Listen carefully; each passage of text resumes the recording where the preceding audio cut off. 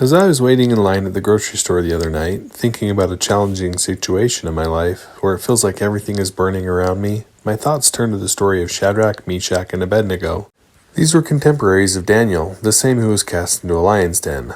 Like Daniel, they faced their own trial of faith. We read this account in Daniel 3. King Nebuchadnezzar had decreed that everyone should worship a golden image. Anyone who would not worship would be burned in a fiery furnace. Shadrach, Meshach, and Abednego refused and will be cast into the fire. In Daniel 3:17-18, we read their response to the king.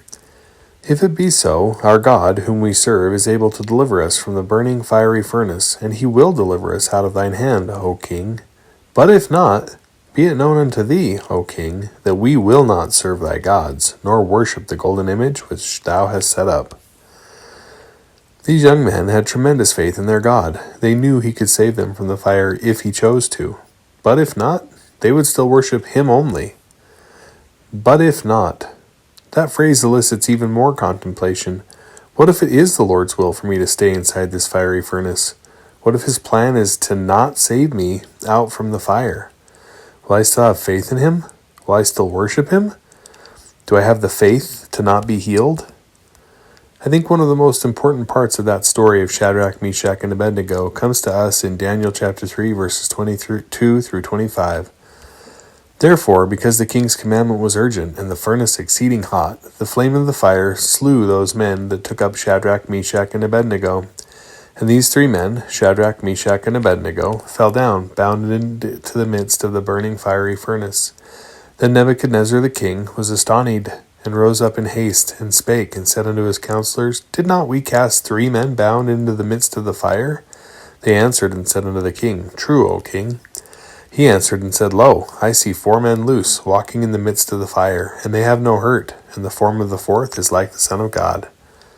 The Lord didn't remove these men from the fire. He joined them, and kept them safe inside the fire, while it continued to burn around them. I'm sure they felt the heat, but they didn't burn.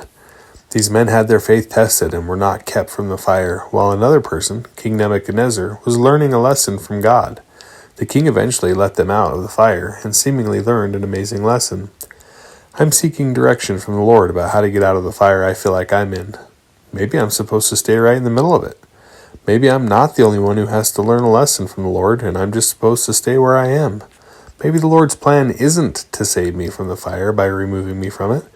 Maybe his plan is for me to stay in the fire, but he'll keep me safe. I feel like I'm standing in the middle of the furnace while everything is burning around me, but I felt the peace of the Savior even in the midst of this fiery furnace. Is that because the Son of God is surrounding me, holding me in his arms, protecting me from the fire? I believe so. Maybe I can't put it out, but my faith in Jesus Christ can still save me. Sometimes in the middle of that fiery furnace, even with the Lord's arms wrapped around us, we can still feel the heat, and we might be uncomfortable. It doesn't mean that we're on fire. Maybe his will is to save me in the fire, or maybe I have more lessons to learn. I'm not sure what the will of the Lord is in this instance as far as what will happen to me. I do know that I am his, and that he loves me, and he could save me from this fire. But if not, he is still my Lord.